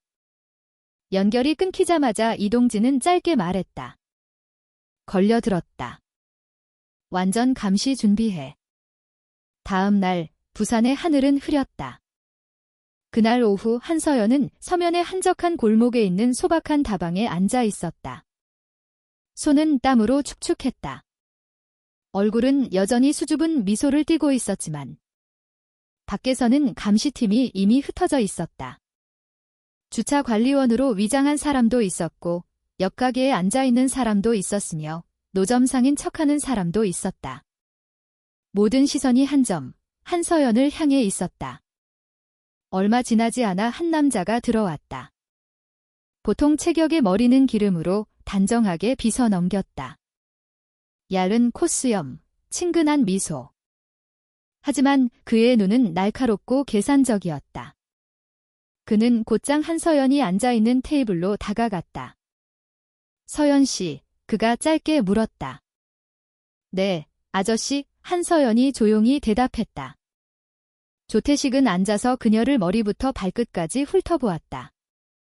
마치 상품을 평가하는 것 같았다. 그는 과장된 약속이 아니라 교활한 이야기로 말을 시작했다. 너, 미나라고 알아? 걔도 전라도 애인데 3개월 전에 나 따라갔어. 지금은 매달 가족한테 수백만 원씩 보내. 너도 그렇게 되고 싶어. 한서연은 고개를 숙였다. 감탄하는 척했다. 정말 그렇다면 저도 하고 싶어요, 아저씨. 제가 뭘 해야 하나요? 조태식이 씩 웃었다. 쉬워. 신분증 사본만 줘. 오늘 밤에 나 따라와. 다른 지원자들도 집에 있어? 모레면 너도 일할 수 있어. 모든 말은 한서연의 옷깃에 달린 작은 마이크에 녹음되었다. 관제실에서 이동진은 주먹을 꽉 쥐었다. 이게 우리가 기다리던 증거다. 하지만 그는 게임이 이제 막 시작되었다는 것도 알았다. 조태식은 믿었지만 다음 단계는 더 위험했다. 다방을 떠나기 전 조태식은 휴대폰으로 짧은 메시지를 입력했다. 한서연은 슬쩍 엿보았다. 단 한 문장이었다. 오늘 밤 신입 준비 완료의 메시지는 낯선 번호로 전송되었다. 감시하던 이동진은 즉시 지시를 내렸다. 따라가.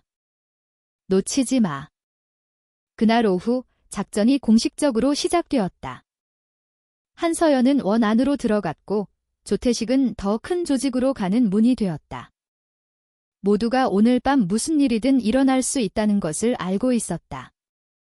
그날 오후 다방을 나선 조태식은 서면의 보도를 따라 여유롭게 걸었다. 얼굴은 평온했고 걸음은 당당했다. 수십 개의 눈이 자신을 따르고 있다는 것을 전혀 눈치채지 못하는 듯했다. 그의 손에는 작은 휴대폰이 떠나지 않았다. 손가락은 바쁘게 메시지를 입력했다. 멀리서 평상복 차림의 두 요원이 안전거리를 유지하며 그를 뒤쫓았다.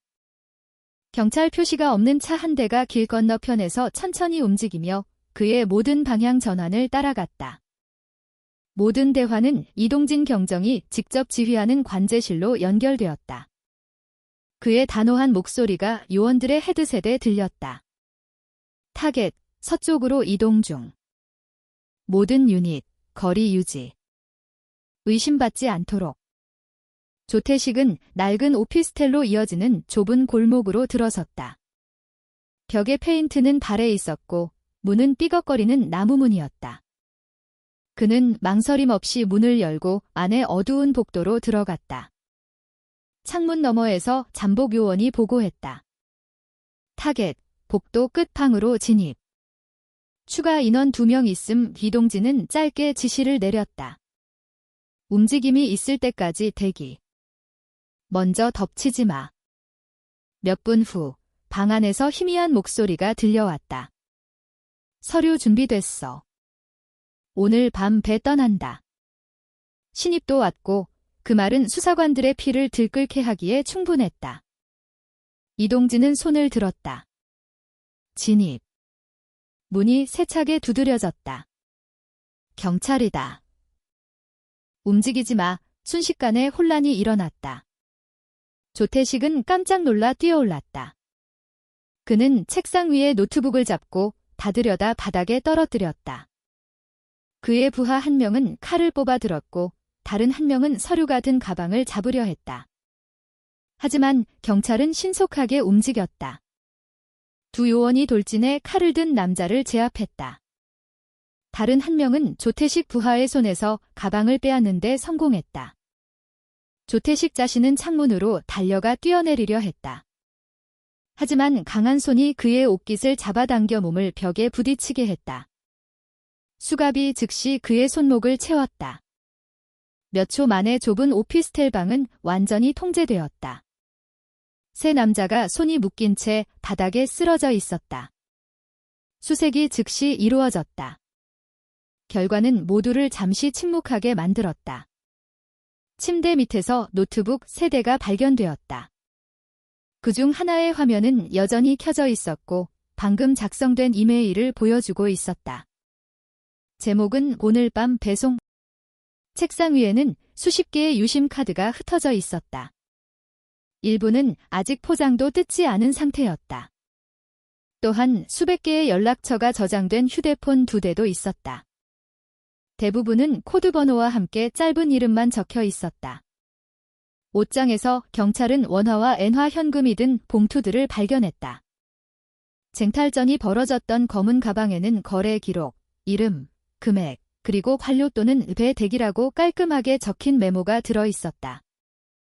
부인할 수 없는 자금 흔적이었다. 팀에 합류한 IT 분석가가 서둘러 켜져 있는 노트북을 열었다. 경정님, 불과 몇 분 전에 해외 주소로 전송된 이메일이 있습니다. 여기에는 후쿠오카와 도쿄로 되어 있습니다. 발신자는 조태식, 수신자는 송미영이라는 이름의 계정입니다. 그 이름에 이동진은 눈을 가늘게 떴다. 그는 천천히 반복했다. 송미영, 그녀는 누구지? 임시조사실에서 조태식은 수갑이 채워진 채 앉아 있었다. 그의 얼굴은 굳어 있었고 입가에는 비웃음이 걸려 있었다. 너희들이 이겼다고 생각하나? 그는 도전적인 어조로 말했다. 나는 그냥 작은 중간상일 뿐이야. 나 없어도 배는 계속 수사관이 노트북, 유심카드, 돈 기록 등 증거물을 그의 앞에 놓았다. 조태식은 짧게 웃었다. 그거 다 아무 의미 없어. 내일이면 다른 사람이 계속할 거야. 너희들은 막을 수 없어. 하지만 수사관이 송미영의 이름을 언급하자 그의 눈이 불안하게 흔들렸다. 그녀는 누구지? 조태식은 대답하지 않았다. 그는 얼굴을 돌렸다. 그의 미소는 서서히 사라졌다. 단방향 유리 뒤에서 지켜보던 이동진은 긴 숨을 내쉬었다. 그는 조태식이 지금은 입을 열지 않을 것이라는 것을 알았다. 하지만 발견된 이메일만으로도 충분했다. 송미영이라는 이름은 열어야 할 새로운 문이었다. 그날 밤 부산의 좁은 골목에 있는 낡은 오피스텔은 한 모집책의 몰락을 목격했다. 겉보기에는 건물은 여전히 낡아 보였다. 하지만 안에서 팀은 더 큰 원으로 가는 열쇠를 발견했다. 디지털 흔적, 거래 기록, 그리고 송미영이라는 이름이 이제 수사의 새로운 초점이 되었다. 이동진은 오피스텔 문 앞에 서서 어둡고 조용한 거리를 바라보았다. 밤바람이 하수구에서 올라오는 축축한 냄새를 실어날랐다. 그는 주먹을 꽉 쥐고 나지막이 말했다. 문 하나가 열렸다. 이제 송미영이 대체 누구인지 찾아내야 한다. 그날 아침 부산 자갈치 시장은 평소와 같았다. 생선 장수들이 물건을 사라고 외쳤다. 비릿한 생선 냄새가 뜨거운 튀김 냄새와 뒤섞였고 아주머니들은 가격을 흥정하느라 분주했다. 그 소란 속에서 40대 초반의 한 여성이 작은 좌판에 앉아 해산물을 팔고 있었다. 미소는 상냥했고 옷차림은 소박했으며 손은 익숙하게 움직이며 손님에게 물건을 건넸다. 그녀의 이름은 송미영이었다. 다른 상인들에게 송미영은 그저 평범한 여성이었다. 그녀의 삶은 단순했다. 매일 아침 그녀는 해산물이 가득 담긴 큰 통을 가지고 와서 오후가 되면 집으로 돌아갔다. 의심스러운 점은 아무것도 없었다. 하지만 부산경찰청 회의실에서는 송미영의 사진이 화면에 크게 떠 있었다. 한 금융분석가가 화면의 그래프를 가리켰다. 공식적으로 송미영은 소규모 상인으로 등록되어 있습니다. 하지만 그녀의 계좌 자금 흐름은 비정상적입니다. 매달 수억 원이 이체됩니다. 자금 출처는 대부분 후쿠오카와 도쿄입니다. 그 금액은 시장 상인의 규모로는 명백히 너무 큽니다. 이동진 경정은 송미영의 사진을 오랫동안 쳐다보았다. 겉보기에는 평범하고 심지어 소박해 보였다. 하지만 금융기록은 결코 거짓말을 하지 않았다. 이 여성은 부산과 일본을 잇는 중요한 연결고리였다. 팀은 즉시 전략을 세웠다. 송미영은 조심스럽기로 유명했다. 그녀는 같은 전화번호를 일주일 이상 사용하는 일이 드물었다. 때로는 친척집에서 묵기도 하고 때로는 상가 건물에서 지내기도 했으며 항상 한두 명의 충성스러운 젊은 남성들이 그녀와 함께했다. 그녀를 감시하는 것은 쉬운 일이 아니었다. 며칠 후 잠복 요원들이 자갈치 시장에 퍼지기 시작했다. 건어물 구매자인 척하는 사람도 있었고 생선 장수인 척하는 사람도 있었으며 그녀의 좌판 근처 횟집에 앉아있는 사람도 있었다. 멀리서 그들은 송미영의 모든 움직임을 관찰했다. 그날 아침 송미영은 평소처럼 보였다. 그녀는 손님에게 상냥하게 미소 지었고 참을성 있게 생선을 손질했으며 심지어 동전을 떨어뜨린 어린아이를 도와주기도 했다. 언뜻 보기에 그녀는 정말 평범한 시장 상인이었다. 하지만 휴대폰이 울리자 즉시 변화가 보였다. 미소가 사라지고 걸음이 빨라졌다. 눈은 주위를 경계했다. 그녀는 좌판을 떠나 시장과 낡은 상가 건물을 잇는 작은 골목으로 들어섰다. 한 요원이 멀리서 따라갔다. 그는 작은 무전기로 보고했다. 타겟, 중앙동 방향으로 이동. 송미영은 페인트가 벗겨진 낡은 상가 건물로 들어갔다.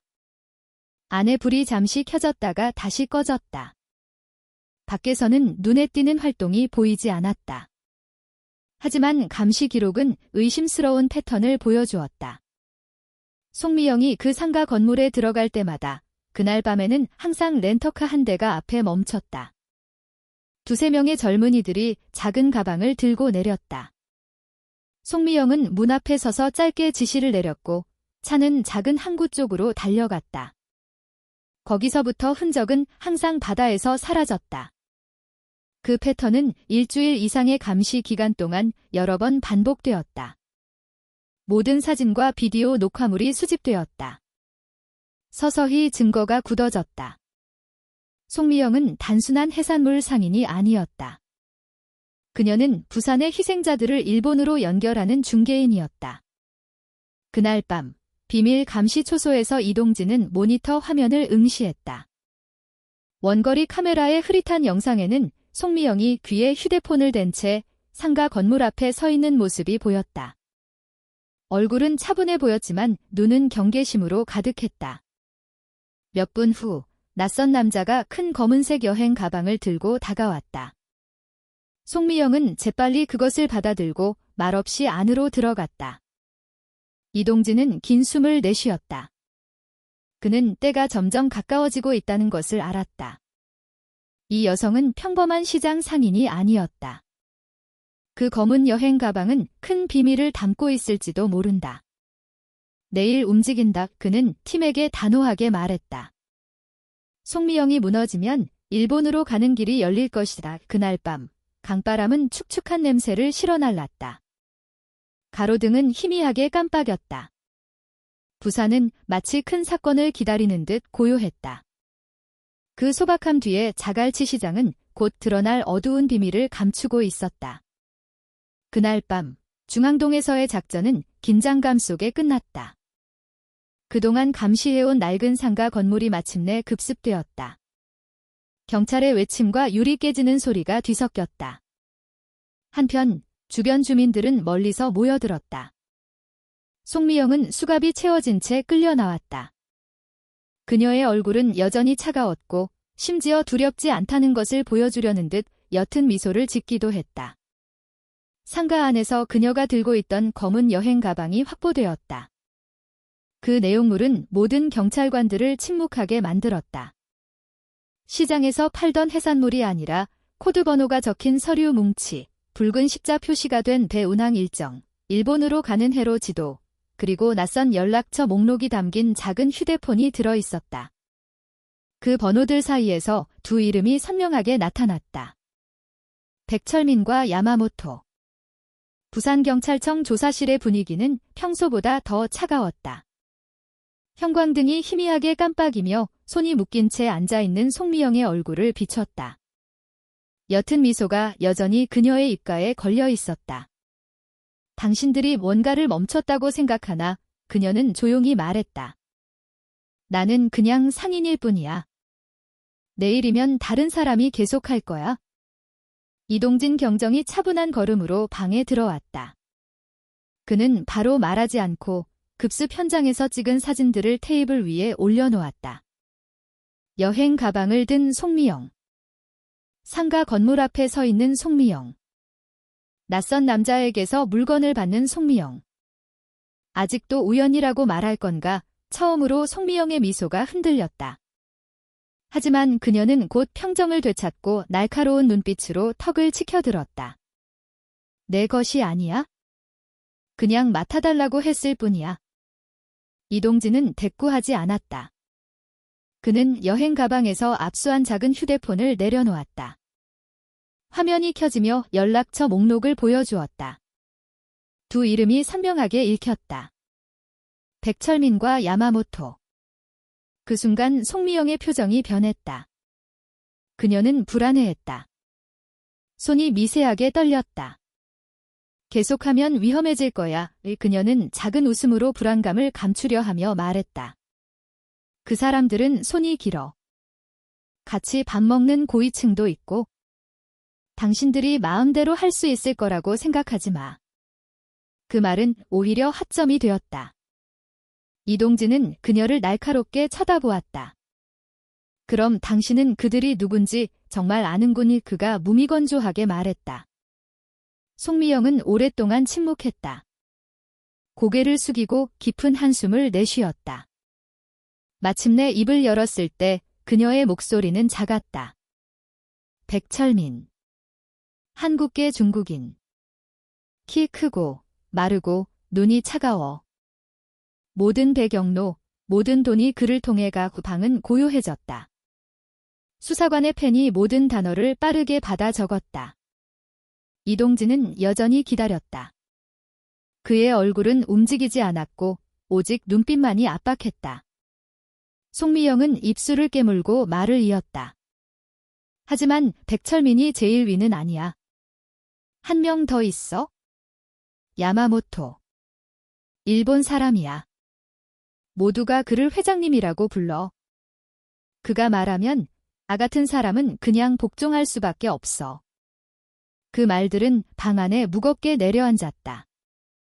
야마모토라는 이름은 이전에 강지훈의 속삭임 속에서 희미하게만 나타났지만 이제 주요 중개인의 입에서 직접 나왔다. 증거와 자백은 그동안 희미했던 붉은 실을 묶었다. 송미영은 의자에 기댔다. 숨이 가빴다. 나에게는 선택권이 없었어. 내가 거절하면 내 가족이 희생양이 돼. 당신들은 나를 잡을 수 있어? 하지만 일본에 손댈 수 있을 거라고는 생각하지 마. 그곳은 호랑이 굴이야. 그녀의 눈빛은 차가웠다. 옅은 미소가 다시 나타났다. 마치 아직 경찰이 모르는 무언가를 숨기고 있는 것 같았다. 이동진은 천천히 일어섰다. 그는 송미영이 아직 많은 것을 숨기고 있을지 모른다는 것을 알았다. 하지만 그 두 이름만으로도 다음 단계로 나아가기에 충분했다. 일본의 백철민과 회장님 야마모토. 그날 밤 긴급 보고서가 서울로 전송되었다. 전화기 너머 이동진의 목소리는 피곤함에도 불구하고 단호했다. 일본 경찰과 공조해야 합니다. 우리의 목표는 후쿠오카에 있고 시간이 많지 않습니다. 밖에서는 폭우가 부산을 강타했다. 물이 하수구로 세차게 흘러갔다. 천둥 소리가 울려 퍼졌다. 마치 하늘 스스로가 거대한 폭풍이 막 시작되었다는 신호를 보내는 것 같았다. 송미영의 자백 며칠 후 경찰청의 소규모 팀이 후쿠오카로 날아갔다. 공항에서 그들의 얼굴은 긴장되어 보였다. 눈에 띄는 제복 대신 주의를 끌지 않기 위해 평상복을 입었다. 그들 중에는 부산에서 온 증거와 사진들로 가득 찬 두꺼운 서류 가방을 든 이동진 경정도 있었다. 일본 후쿠오카 현경본부에서 비공개 회의가 열렸다. 방은 지도, 위성사진, 그리고 정보 파일로 가득했다. 다나카 경씨가 딱딱한 표정으로 맞이했다. 50대의 그는 위험이 있었지만 그의 눈빛에는 오래된 복수심의 불꽃이 담겨 있었다. 야마모토는 우리에게 새로운 이름이 아닙니다. 그는 무겁게 말했다. 몇 년 동안 그를 추적했지만 그를 보호하는 손들이 있어서 항상 놓쳤습니다. 5년 전 제 부하 2명이 그의 아지트를 급습하려다 목숨을 잃었습니다. 이번에는 실패하지 않을 겁니다. 그 말에 방은 고요해졌다. 이동진은 다나카를 바라보며 같은 결의를 느꼈다. 합동 보고서에 따르면 백철민이 경로와 위조 서류를 관리하고 야마모토는 후쿠오카 외곽의 호화로운 별장을 본거지로 둔 거대 조직의 두뇌 역할을 하는 것이 분명했다. 하지만 그곳에 도달하기 전에 먼저 공격해야 할 중요한 지점이 있었다. 작은 항구 근처의 창고였다.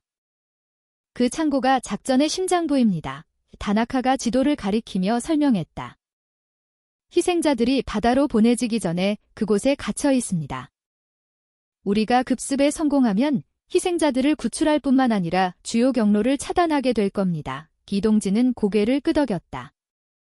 하지만 이 작전이 새어나가지 않도록 확실히 해야 합니다. 야마모토가 우리의 움직임을 감지하면 안에 있는 그들의 목숨이 담보가 됩니다. 논의는 길게 이어졌다. 진입로, 병력 위치, 통신 방법까지 상세한 계획이 수립되었다. 그들은 사이렌이나 공식적인 표시 없이 기습적으로 작전을 수행하기로 합의했다. 모든 대화는 암호화된 무전기를 통해서만 이루어졌다. 다나카는 무거운 목소리로 덧붙였다. 우리는 이미 해상팀을 준비시켰습니다. 작전 중에 배가 나가지 못하도록 그들이 막을 것입니다. 만약 야마모토가 바다로 도망치려 한다면 그는 덫에 걸릴 겁니다. 그날 밤 브리핑 분위기는 평소 작전과 달랐다. 이것은 단순한 임무가 아니라 국가 간의 도박이었다. 모두가 작은 실수 하나가 모든 것을 망칠 수 있다는 것을 인지하고 있었다. 해산하기 전 이동진은 서서 모든 대원들을 바라보았다. 기억하십시오. 최우선 순위는 희생자들을 구출하는 것입니다. 그들이 야마모토의 방패가 되게 해서는 안 됩니다. 그런 다음에야 우리는 백철민과 야마모토를 잡을 겁니다.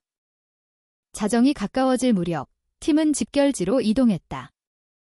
불을 끈 차들이 후쿠오카의 한적한 도로를 달렸다. 밤 공기는 축축했다. 공기는 바다에서 불어오는 짠 내음을 실어날랐다. 멀리서 그 작은 항구는 고요해 보였다. 부두에는 희미한 등유 램프 몇 개만이 깜빡이고 있었다. 일본 해상보안청 팀은 고무보트를 타고 이미 준비를 마쳤다. 한편 한국 경찰의 잠복팀은 야간 작업자들과 섞여 천천히 창고 주변으로 잠입했다. 모든 것이 조용히 진행되었다. 작은 파도 소리만이 들려왔다. 시계는 새벽 2시를 가리켰다. 무전기가 지직거렸다. 다나카의 무거운 목소리가 들려왔다. 모든 유닛, 위치에. 신호가 주어지면 시작한다. 이 멀리서 몇몇 경비원의 그림자가 창고 앞에서 서성이는 것이 보였다. 그중 한 명이 전화를 받으며 멈춰섰다. 그의 표정이 심각해졌다. 눈은 주위를 더 경계하며 훑었다. 멀리서 지켜보던 이동진은 불길한 예감을 느꼈다. 설마 이미 눈치챈 건가? 하지만 마침내 신호가 주어졌다. 이미 안으로 들어간 잠복팀이 창고의 전기를 차단했다. 순식간에 불이 꺼지고 짙은 어둠이 내렸다. 안에서 공황 상태의 비명이 들려왔다. 그것이 기다리던 신호였다. 철문이 세차게 두드려졌다. 경찰이다. 움직이지 마. 굉음이 울려 퍼졌다. 몇몇 경비원들은 이미 준비를 마친 듯 했다. 그들은 상자 더미 뒤에서 총알을 발사했다. 총구의 불꽃이 양철 벽에 반사되었다. 격렬한 총격전이 벌어졌다. 화약 냄새가 공기를 가득 메웠다. 이동진은 벽 뒤에 몸을 숙이며 신호를 보냈다. 두 요원이 옆으로 잠입해 섬광탄을 던졌다. 하얀 빛의 폭발이 순간적으로 적의 시야를 멀게 했다. 몇 초 만에 저항은 진압되었다. 몇몇 경비원은 쓰러졌고 다른 이들은 손을 들고 항복했다. 마침내 큰 방의 문이 열렸다. 퀴퀴한 냄새와 인간의 땀 냄새가 뿜어져 나왔다. 수십 명의 사람들이 바닥에 웅크리고 있었다. 깡마른 몸, 창백한 얼굴, 두려움으로 가득 찬 눈. 경찰 제복을 보자마자 울음을 터뜨리는 사람도 있었다. 어떤 이는 다가와 쉰 목소리로 애원했다. 제발, 우리를 다시 데려가지 못하게 해주세요. 이미 준비된 의료팀이 즉시 들어왔다. 그들은 마실 물, 얇은 담요, 그리고 응급약품을 가져왔다. 일부 희생자들은 너무 약해서 걸을 수 없었다. 한 명씩 들것에 실려 밖으로 옮겨져야 했다. 감격의 울음이 방을 가득 채웠다. 이동진은 문 앞에 서서 눈시울이 붉어졌다. 그는 마음속으로 부산에서 구출되지 못한 49명의 영혼을 떠올렸다. 오늘 밤 적어도 몇몇 생명은 구할 수 있었다. 하지만 작전은 아직 끝나지 않았다. 뒤쪽 복도에서 소란스러운 소리가 들려왔다. 키 큰 남자가 필사적으로 도망치고 있었다. 이동진은 그의 얼굴을 보고 백철민임을 알아차렸다. 낡은 창고의 뒤쪽 복도는 좁고 어두웠다. 비상등이 깜빡이며 필사적으로 달리는 키 큰 남자의 그림자를 비췄다. 숨은 가빴고 관자놀이에서는 땀이 흘러내렸다. 그가 바로 강지훈과 송미영이 언급했던 백철민이었다. 이동진 경정은 짧게 지시를 내렸다. 생포해. 몇몇 요원들이 재빨리 뒤쫓았다. 백철민은 방금 구출된 희생자들 사이에 섞여들려 했다. 그들 중 한 명인 것처럼 공황 상태인 척했다. 하지만 그의 눈빛은 희생자들과 달리 두려움으로 가득 차 있었다. 한 요원이 그의 다리를 걷어차 백철민을 바닥에 쓰러뜨렸다. 그는 발버둥치며 다시 일어서려 했지만 다른 두 요원이 즉시 그를 땅에 눌렀다. 수갑이 그의 손목을 채웠다. 백철민의 얼굴은 붉어졌고 눈은 야생적으로 변했다. 너희들이 날 그냥 잡을 수 있을 것 같아. 그가 소리쳤다. 너희들은 누굴 상대하는지 몰라. 이동진은 천천히 다가가 그를 날카롭게 쳐다보았다. 그의 목소리는 차분했지만 압박감이 실려 있었다. 우리는 충분히 많이 알고 있다. 당신은 백철민, 배경로 관리자, 자금 중개인, 야마모토의 신복. 맞나? 백철민은 잠시 침묵하더니 냉소적으로 시익 웃었다. 너희들이 이미 안다면 내가 말할 필요가 뭐 있나? 이동진은 몸을 숙여 거의 속삭이듯 말했다. 당신이 침묵할수록 다른 사람들이 당신을 위해 더 빨리 말하게 될 테니까. 선택은 당신 손에 달렸어. 백철민의 얼굴이 변했다. 그는 침을 삼키고 공허하게 웃었다. 좋아, 맞아. 나는 그냥 부하일 뿐이야. 모든 경로, 모든 돈, 모든 배는 야마모토의 통제하에 있어. 누가 살고 누가 죽을지 그가 결정해. 나는 그냥 명령을 따랐을 뿐이야. 그 말에 방은 고요해졌다. 자백이 그의 입에서 직접 나왔다. 야마모토라는 이름은 이제 더 이상 소문이 아니라 그의 오른팔이 직접 말한 현실이 되었다. 동시에 위층의 통제실을 수색하던 IT팀이 무언가를 발견했다. 컴퓨터 한 대가 여전히 켜져 있었다. 화면에는 방금 전송된 메시지가 있었다. 잘 왔다. 내 별장으로 올 용기가 있다면 와라. 환영할 준비가 되어 있다. S라는 글자로 서명되어 있었다. 이동진은 그 화면을 오랫동안 쳐다보았다. 턱이 굳어졌다. 가슴이 울렁거렸다. 야마모토는 그들이 온 것을 알 뿐만 아니라 노골적으로 도전하고 있었다. 창고 밖에서는 희생자들이 구급차로 이송되었다. 울음과 기도가 희미하게 울리는 사이렌 소리와 뒤섞였다. 하지만 이동진에게 임무는 아직 끝나지 않았다. 그날 밤 그는 이제 총알구멍으로 가득한 창고 앞에 서서 멀리 있는 언덕을 바라보았다. 그곳에 야마모토의 호화로운 별장이 서 있었다. 그들의 가장 큰 적이 모든 오만함으로 기다리고 있는 곳.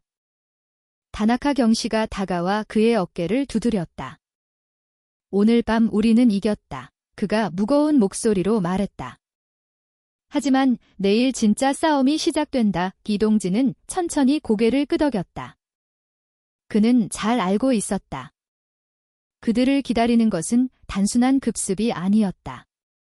그것은 공개적인 전쟁이 될 것이었다. 야마모토는 이미 무대를 준비해 놓았다. 새벽이 오기 전 표시 없는 차들이 후쿠오카 외곽을 향해 천천히 미끄러져 갔다. 거리는 조용했고 밤벌레 소리만 들렸다. 한 차량 안에서 이동진 경정은 멍한 시선으로 조용히 앉아 있었다. 그는 창고 컴퓨터에서 발견된 도전적인 메시지를 다시 떠올렸다. 내 별장으로 올 용기가 있다면 와라. 환영할 준비가 되어 있다. 그 별장은 바다를 마주한 언덕 위에 웅장하게 서 있었다. 멀리서 건물은 요새처럼 보였다. 높은 담장은 철조망으로 덮여 있었고 탐조등은 천천히 회전했으며 CCTV 카메라는 모든 구석에 붙어 있었다. 몇 마리의 경비견이 마당을 서성였다.